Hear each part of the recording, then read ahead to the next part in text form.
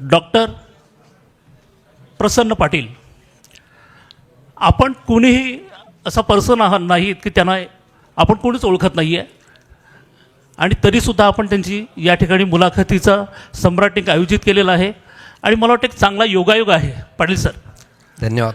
कारण अशा मुलाखती झाल्या पाहिजेत आणि आपले विचार, तुमचे आमचे काही विचार असतील, टोकाचे विचार असतील, आणि आपण समजोत्याने तो विषय आपण सुरू करणार आहोत.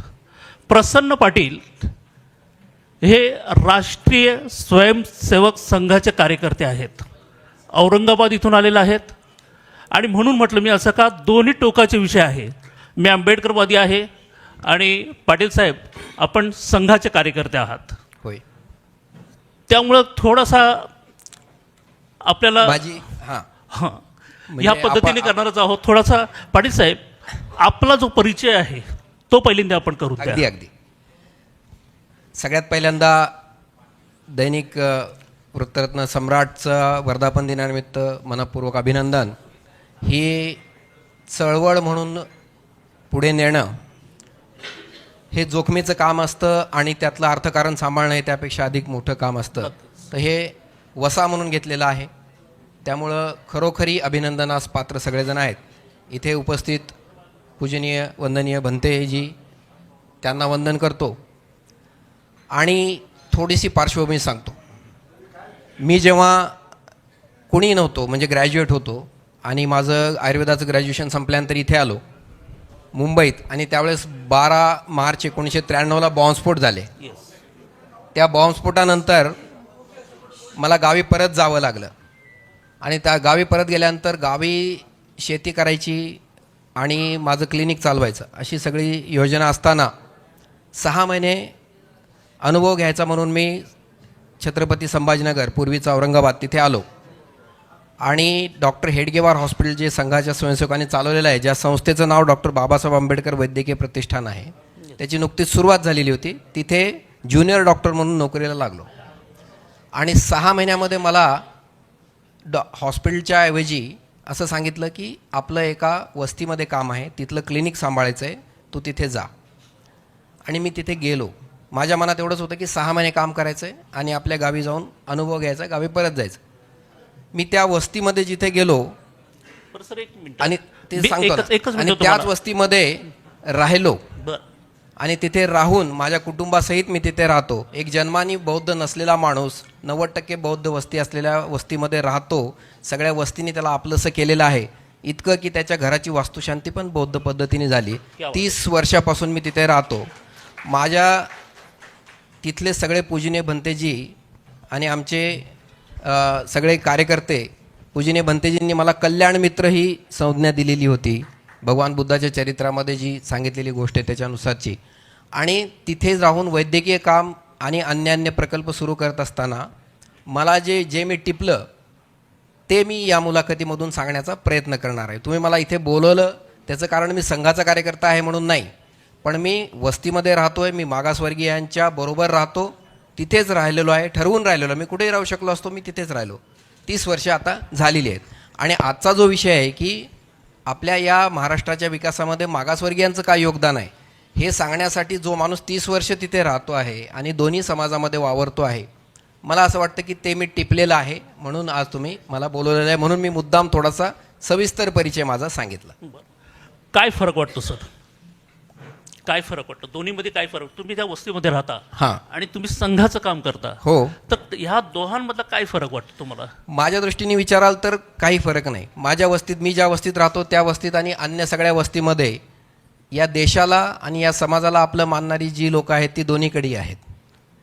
आर्थिक स्वरूपाचा फरक नक्की आहे की, आणि माझ्या वस्तीमध्ये देखील संघाचे कार्यकर्ते आहेतच की, म्हणजे वस्तीत राहणारे आहेत, अगदी प्रचारक पण निघालेले आहेत संघाचे. त्यामुळं हा काही फरक नाही. त्यामुळं जो फरक आपल्याला माध्यमांच्या मधून दिसतो, म्हणजे मला आज मुद्दाम सम्राटचं विशेष अभिनंदन पण करायचं आहे की सर्वसमावेशक विचारधारांचं ऐकून तरी घेणं ही जी काही प्रक्रिया आहे. आणि तुम्हाला कदाचित आश्चर्य वाटत असेल की नामांतराच्या आंदोलनाच्या मधल्या सगळ्या चळवळीमध्ये एक छोटा शिलेदार म्हणून मी पण होतो. जेव्हा तिथे लाँग मार्च निघालेला होता की सक्रिय नामांतराच्या बाजूनी जे लोक होते त्याच्यामध्ये मी होतो. मी अगदीच छोटा कार्यकर्ता होतो. आजच्यासारखा असा मुंबईत येऊन भाषण करेन, बोलेल असाही कार्यकर्ता नव्हतो. परंतु नामांतर झालं पाहिजे या माध्यमातून जे लोक काम करत होते त्यांच्या पाठोपाठ मी जात होतो. मला कोणी भाषणाची वगैरे संधी अर्थातच त्या काळामध्ये दिलेली नव्हती. तर मला जो फरक दिसतो तो आर्थिक स्वरूपाचा फरक जास्त आहे. जी राजकीय आणि सामाजिक जागृती आहे तर त्या राजकीय आणि सामाजिक जागृतीचा जो फरक आहे तो आहे. मात्र देशभक्ती असेल, समाजभक्ती असेल, या कुठल्याही मुद्द्यावरती कुठल्याही स्वरूपाचा फरक नाही आहे असं माझं मत बनलेलं आहे. बरं, मला असं वाटतं की तुम्ही ही जी संघाची विचारसरणीचे आहात, संघाची विचारसरणी घेऊन तुम्ही जेव्हा बौद्ध वस्त्यांमध्ये जाता तर कशा प्रकारे त्यांना हे समजवता तुम्ही, आम्ही संघाचे लोक आहोत आणि तुमचा बौद्ध वस्त्यांचा आम्ही विकास करण्यासाठी आलेलो आहोत? नाही, मी असं म्हणतो की बऱ्याच वेळेला शब्दप्रयोग वापरतात ना संस्थांच्या बाबतीमध्ये की या संस्थेने अमुक गाव दत्तक घेतलं वगैरे, की तसं मला लोक म्हणायचे की तुम्ही ही वस्ती दत्तक घेतली. तर मी म्हणायचो की असं नाही, वस्तीने मला दत्तक घेतलेलं आहे आणि खरोखरी ती अवस्था आहे. म्हणजे माझ्या पत्नीचा आज तिथे 4,000 महिलांच्या बरोबर संपर्क आहे. जेव्हा माझ्यावरती हमला झाला तेव्हा माझ्या बौद्ध भगिनी 600 बौद्ध भगिनी हातामध्ये पलिते घेऊन आल्या की आमच्या डॉक्टरला, माझ्या भावाला कोण मारलं, मी जाळून टाकीन त्याला. इतकं माझ्याबरोबरचं स्नेह आणि हा संपर्क आहे. त्यामुळं मी प्रचार करायला जात नाही, मी सेवा करायला गेलेलो आहे. मी 5 रुपये घेऊन दवाखाना चालवणं, रोज 300 पेशंट तिथे बघायचो. आता मी वैद्यकीय काम माझ्याकडे नाही आहे. आमच्या सगळ्या प्रयत्नाच्यामधून शेकडो मुलं आपल्या पायावरती उभी आहेत. ज्याला आईवडिलांनी टाकून दिलं होतं त्याच्याकडे आज 13 गाड्या आहेत, 2 कोटीचं घर त्यांनी बांधलेलं आहे. या सगळ्या ती कहाणी वेगळी आहे. पण त्यामुळं मी प्रचार प्रसार करायला जातच नाही. तर लोकांनी मला जज केलेलं आहे. हां, सगळ्यात सुरुवातीला असं झालं की बहुतेक वेळा लोकांना असं वाटलं की आता हा महानगरपालिकेचे इलेक्शन आलेले आहेत, त्यामुळं हा इलेक्शनला उभा राहील. अशा प्रकारचं सेवेचं काम केल्यानंतर थोडंफार इलेक्शनला उभा राहील, नाही तर मग आम्हाला सांगेल की याला मतदान करा किंवा त्याला मतदान करा. इलेक्शन आले आणि गेले, शेकडो असे डझनानी इलेक्शन आले. ना कधी मी त्याच्यात उभा राहिलो, ना कधी आम्ही प्रचार केला, काहीच नाही. त्यामुळं लोक तुमच्याकडे बघतात आणि तुमचं जज करतात, पाहतात आणि त्याच्यानंतर स्वीकारतात. मला असं वाटतं की ही सगळी चाचणी देऊन परखून झाल्यानंतर लोकांनी मला तिथे स्वीकारलेलं आहे. डॉक्टर बाबासाहेब आंबेडकर यांची सामाजिक न्यायाची संकल्पना संघाच्या विचारसरणीबरोबर कितपत सुसंगत आहे? 100% सुसंगत आहे. मला त्याच्यामध्ये काही बदल किंवा फरक, वेगळेपणा काहीच वाटत नाही. दोन्ही डॉक्टर हेडगेवार असतील किंवा भारतरत्न डॉक्टर बाबासाहेब आंबेडकर असतील, या दोन्ही डॉक्टरांनी समाजाचं निदान बरोबर केलेलं होतं. त्यांचे उपचार करण्याच्या पॅथी वेगळ्या होत्या. डॉक्टर बाबासाहेब आंबेडकरांच्या म्हणजे तुम्ही 1920 ते 30च्या काळात सुरू झालेल्या सगळ्या चळवळी बघितल्या तर या 2 चळवळी आहेत, या जोमाने पुढे गेलेल्या आहेत. त्या काळात सुरू झालेल्या अन्य चळवळी मागे पडल्या, कारण या 2 चळवळींनी समाजाचा विचार केला होता, सामाजिक न्यायाचा विचार केला होता. प्रथमता भारतीय आहे, अंतिमता भारतीय आहे आणि राष्ट्रीय स्वयंसेवक संघ म्हणतो की मी भारत हा सर्वोपरी आहे. याच्यामध्ये मला काही फरक दिसत नाही. आणि असा मला दिसतो एक जे समान बिंदू आहेत, या समान बिंदू दिसल्यामुळे मी तिथे टिकलेलो आहे. तर मला असं वाटत नाही की सामाजिक न्यायाची जी संकल्पना आहे त्याच्यामध्ये काही फरक नाही आहे.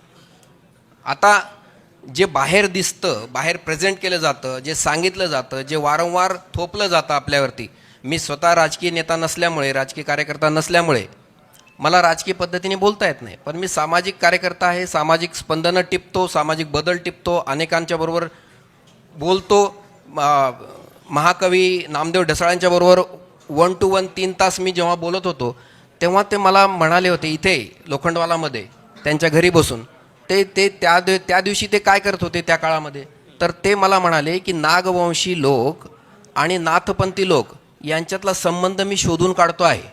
आणि मला माहीत नसलेले स्वामी विवेकानंद खडानखड तासभर त्यांनी समजून सांगितले होते. मला असं वाटतं की नामदेव ढसाळ्यांच्याकडून मी शिकलेलो आहे, मी पूजनीय भंतेजींच्याकडून शिकलेलो आहे आणि या सगळ्यांच्याकडनं शिकत असताना मला हेच लक्षात आलेलं की याच्यामध्ये सामाजिक न्यायाच्या संकल्पनेमध्ये काही फरक नाही. समता आणि समरसता काय फरक आहे नेमकी?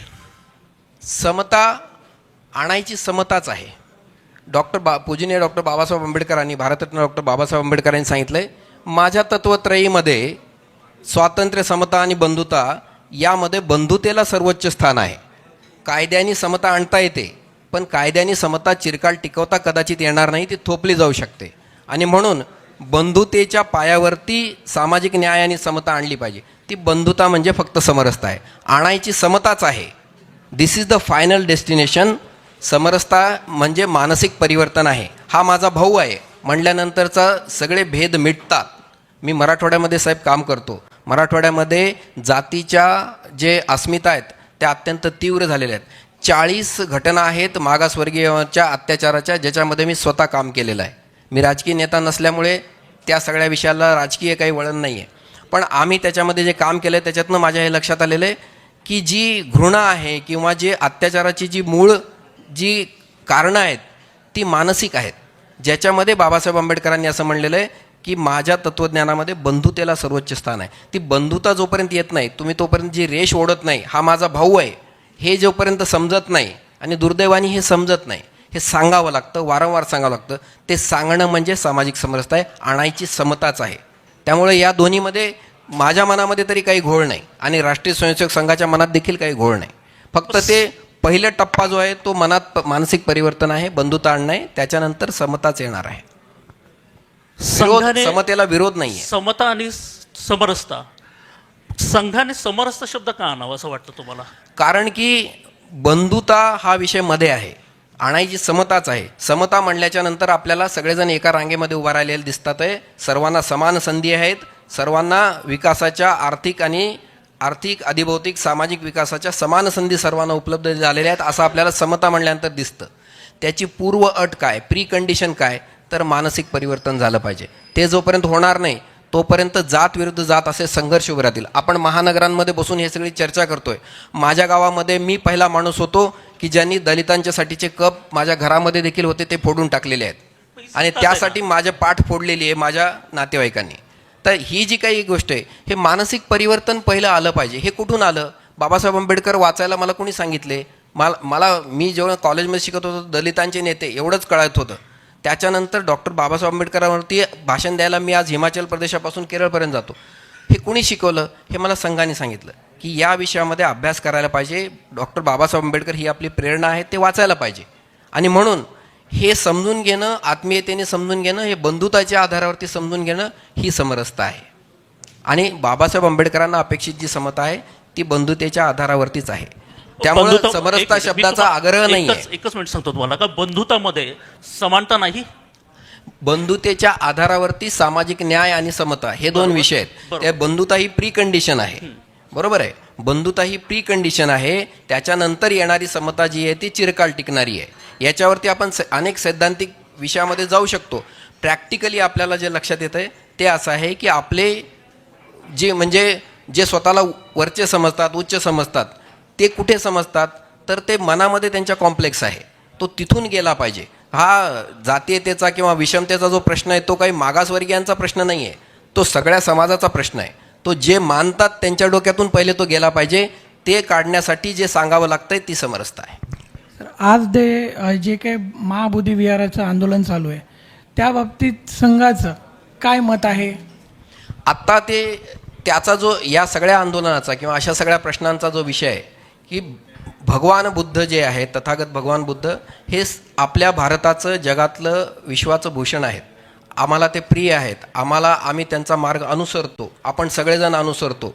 भगवान बुद्धांनी देखील ब्राह्मण वग्गो लिहिलेलं आहे. सगळ्यात मोठं जे आपल्या याच्यामधलं चॅप्टर आहे तो ब्राह्मण वग्गो आहे. ब्राह्मण कोणाला म्हणावे याच्यावरती संकल्पना सांगितलेली आहे. जन्माने कोणी होऊ शकत नाही हेही सांगितलेलं आहे. या सगळ्या पार्श्वभूमीवरती भारतीय संस्कृतीच्या पलीकडे भगवान बुद्ध आहेत असं नाही आहे. भगवान बुद्धांच्या शिवाय भारतीय संस्कृती अपुरी आहे. हे आपण सगळ्यांनी पहिले एकदा समजून घेतलं पाहिजे. आम्ही पण समजून घेतलेलं आहे. आम्ही म्हणजे संघ. आणि या सगळ्या पलीकडे भगवान बुद्ध कुठे कुठे नाही आहेत. भगवान बुद्ध सगळ्या मंदिरांवरती आहेत. काळाराम मंदिर जे पेशव्याच्या सरदारांनी बांधलेलं आहे त्याच्यावरती भगवान बुद्ध, माझ्याकडे मोबाईलमध्ये फोटो आहे, आपण गेलात तर तुम्हालाही बघायला मिळतील. आमच्या सगळ्या ज्योतिर्लिंगावरती भगवान बुद्ध आहेत. त्यामुळं ही जी एकात्मता होती, भगवान बुद्ध हे कोणी दुसरे नाही आहेत. तर उपासना पद्धती वेगवेगळ्या असतील. कोणी कुठे जायचं, काय उपासना करायची हा त्याचा प्रश्न आहे. आम्ही सगळेजण एक आहोत. या भूमिकेतून हे सगळे प्रश्नांकडे आपण बघितलं पाहिजे. महाबोधी विहाराचा प्रश्न असेल किंवा अन्य कोणी, आपल्याला कदाचित कल्पना नसेल, देवी अहिल्यादेवींचं 300वे जन्मशताब्दी वर्ष आज चालू आहे. अहिल्यादेवी होळकरांनी अनेक हिंदू मंदिरांचा जीर्णोद्धार केला काशीसहित. आपल्याला कदाचित कल्पना नसेल, देवी अहिल्याबाईंनी बुद्धगयेमध्ये एका विहाराचा देखील जीर्णोद्धार केलेला आहे. आता ही जी काही संकल्पना आहे ही संकल्पना जेव्हा आपण समजून घेऊ तेव्हा या सगळ्या प्रश्नांना आपल्याला डोळसपणाने बघता येईल. राजकीय चष्म्यातून बघितलं तर मग त्याचे अनेक मतांतर पुढे आहेत. बरं, संघ आजही वर्णव्यवस्था मांडतं? नाही मानत. स्पष्ट सांगितलेलं आहे. 1972ला त्याचा पुनरुच्चार केलेला आहे. 1925ला संघ सुरू झाला. त्याच्यानंतर संघाची जी पद्धत आहे ती भाषणांपेक्षा कृतीतून करायची आहे. 30 वर्ष मी संघात आहे. कोणी मला माझी जात नाही विचारली. आणि माझ्यासोबत अनेक कार्यकर्ते, इथे पण आलेले कार्यकर्ते, ही माझी भगिनी आहे, यांना कोणी त्यांची जात नाही विचारली. आज या तुम्ही ज्या प्रांतामध्ये बसलेला आहात, या आमच्या मुंबई कोकण प्रांताचे संघाचे सर्वोच्च अधिकारी जातीने अनुसूचित जातीचे आहेत. तर हे जे काही विषय आहेत हे आणि ह्याची ते अनुसूचित जातीचे आहेत म्हणून त्यांना पदाधिकारी केलेलं आहे असं नाही. त्यांच्या कर्तृत्वामुळे ते झालेले आहेत. त्यामुळं हा जो विषय आहे की सर्वच गोष्टीला राजकीय चष्म्यातून किंवा परिभाषेतून बघणं हे योग्य नाही. त्यामुळं हा जो प्रश्न आहे हा आम्ही या पद्धतीने त्याच्याकडे बघतो. वर्णव्यवस्था असेल किंवा चातुर्वर्ण्य असेल, आज बिलकुल मानत नाही. कधी काळी ती व्यवस्था असेल आम्हाला माहीत नाही. ती आता व्यवस्था नसून अव्यवस्था झालेली आहे. मग ती मनुस्मृती असेल, याज्ञवल्क्य स्मृती असेल, देवल स्मृती असेल, अशा स्मृती दर 200-400 वर्षांनी यायच्या आणि जायच्या. आज देश डॉक्टर बाबासाहेब आंबेडकरांनी दिलेल्या संविधानाने चालतो आणि ते आमच्यासाठी सर्वोपरी आहे. आज कोण चातुर्वर्ण्य मानतं? कोणीच नाही मानत.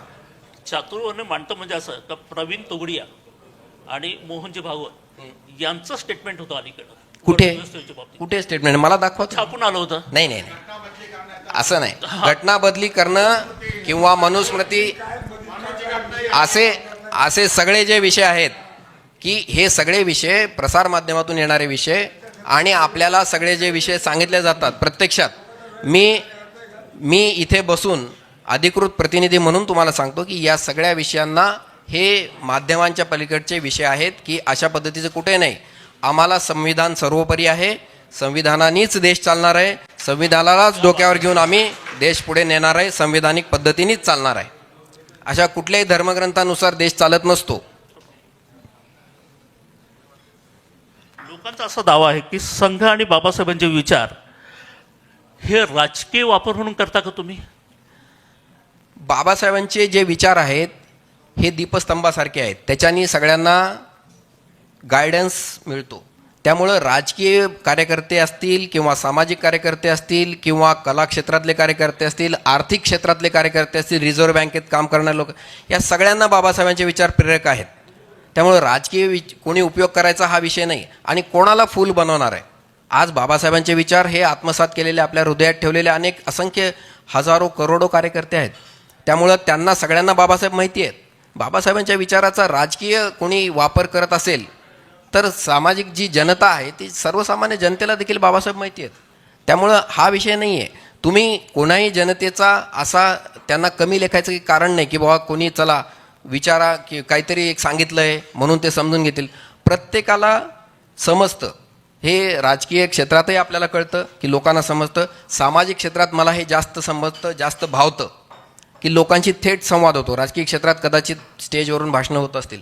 सामाजिक क्षेत्रात वावरताना कळतं की बाबासाहेब त्याला बोलता येत नसतील परंतु त्याच्या हृदयामध्ये बाबासाहेब यांचे विचार गेले. त्यामुळे राजकीय विचार वापर होईल, कोणी करेल अशी मला शक्यता वाटत नाही. मगाशी थोडासा प्रश्न, महाबोधी विहार आहे ते हिंदूंच्या ताब्यात आहे, ते बौद्धांच्या ताब्यात यावं, संघ त्याच्यासाठी काय करणार? आता केंद्र सरकार काय करणार? केंद्र सरकार काय करेल? हा,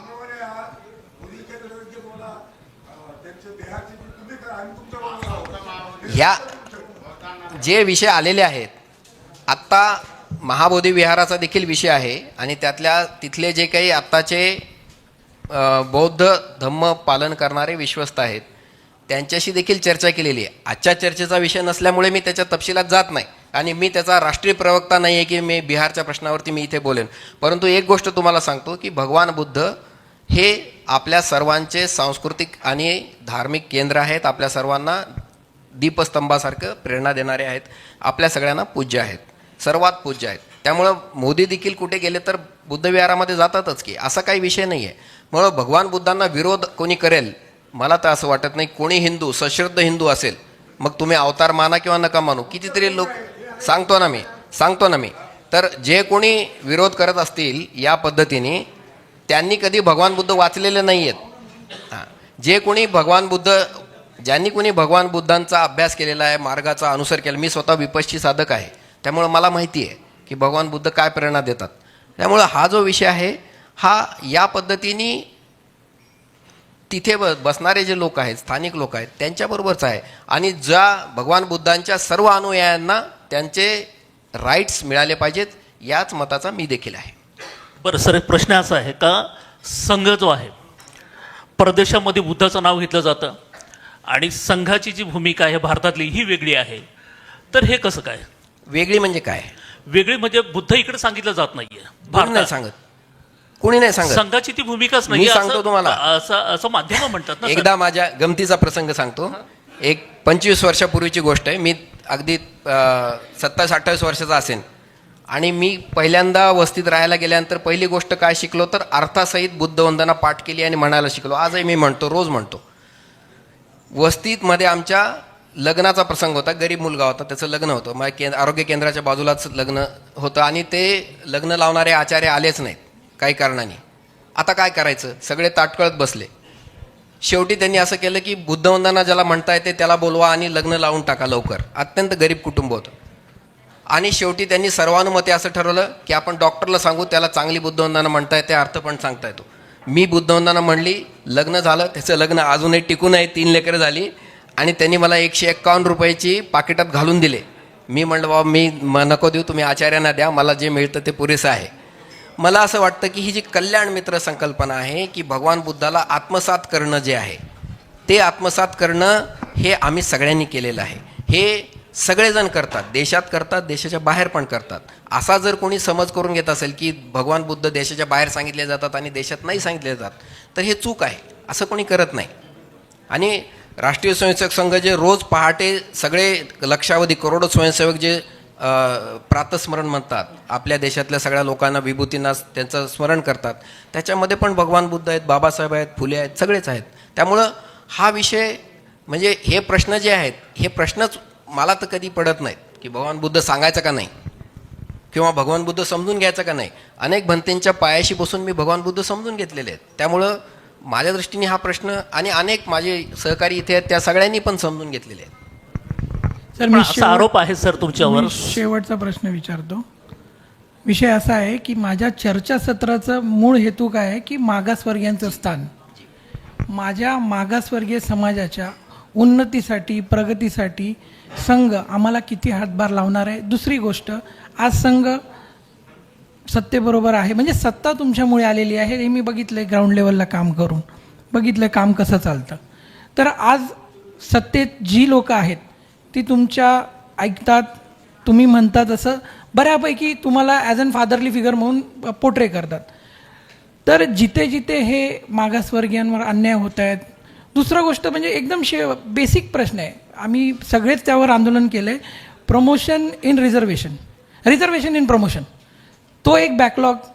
या मूळ प्रश्नांवर संघ आमच्याबरोबर काम करणार आहे, 100% काम करणार आहे.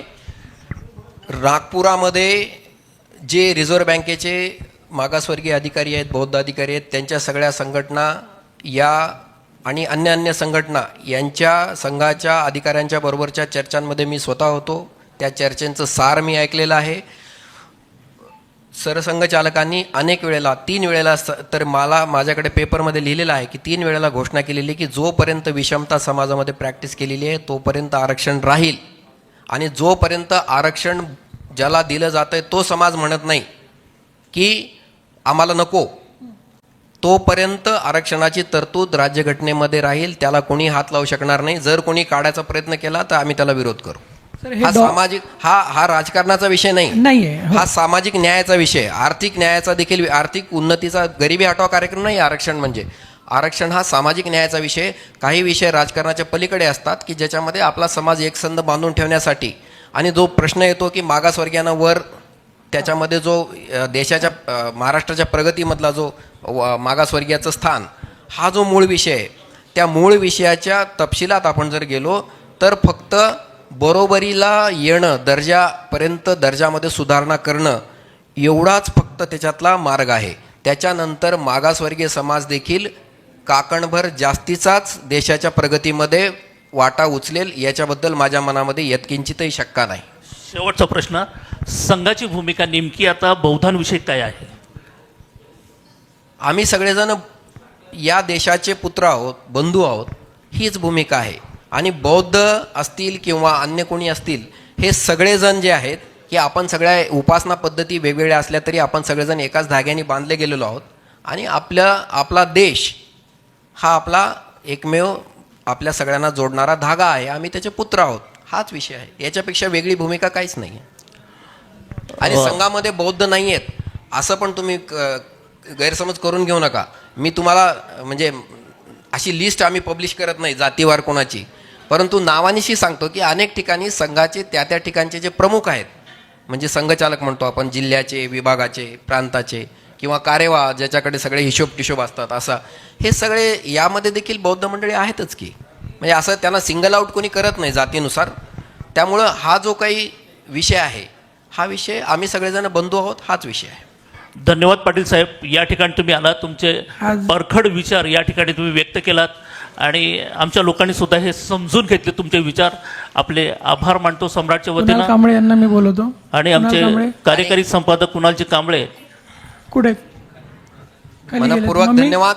आणि आमच्या लोकांनी असं ऐकून घेतलं असं तुम्ही म्हणलात, मी त्याच्यात थोडी सुधारणा करू, आपल्या लोकांनी ऐकून घेतलं असं म्हणूयात. तर मला इथं बोलवलं त्याबद्दल मी सर्वात मनपूर्वक महत्वाचं धन्यवाद. एकच होतं सर, की हे चर्चासत्र तुम्हाला वक्ता म्हणून बोलवणं, हेच एक सर्वात मोठं हेतू हेच होता की we should break the ice. Yes. आणि आज माझ्या सर्व बौद्ध माझ्या वडिलांच्या वयाचे सगळेच आहेत, म्हणजे ते मला प्रेमाने लाडाने फार त्यांनी मला लाडच केला आहे. पण अंकल, सगळ्या माझ्या वडीलधाऱ्या व्यक्तींना आता आईस ब्रेक केला पाहिजे. ही दरी किती दिवस ठेवणार आणि किती दिवस आपण या व्यवस्थेच्या लांब राहणार? तर आता वेळ आलेली आहे की आपण आपली प्रगती करून घेतलीच पाहिजे. तर ह्या सगळ्या विचारधारेला ऐकणंही गरजेचं होतं, कारण का तिकडची लोक आपल्याबद्दल बोलतात का हे तरी समजून घेऊया, नंतर ठरवूया पटतंय का नाही पटतंय. तर सम्राटनी तो भीमवसा उचलला आहे. आमच्या वडिलांनी एक क्रांती केली, आज आम्हीही ती करतोय दोघं भाऊ मिळून. दादा आधी फार घाबरलेला, माझे भीमराव अंकल काय बोलतील, गौतम भाऊ काय बोलतील. मी बोलतो थांब दादा, हे सगळे आपल्याला ओरडतील पण तेवढंच प्रेम करतात, कोण आपल्याला नाकारणार नाही, एवढं लक्षात नाही, ठेव. कृपल भूमिका समजली पाहिजे, त्यांची आपली भूमिका समजली पाहिजे आणि ती समजली. धन्यवाद. मी या ठिकाणी आमच्या संपादिका सन्माननीय कांबळेजी मॅडम, आपण पाटील साहेबांचं स्वागत करायचं आहे.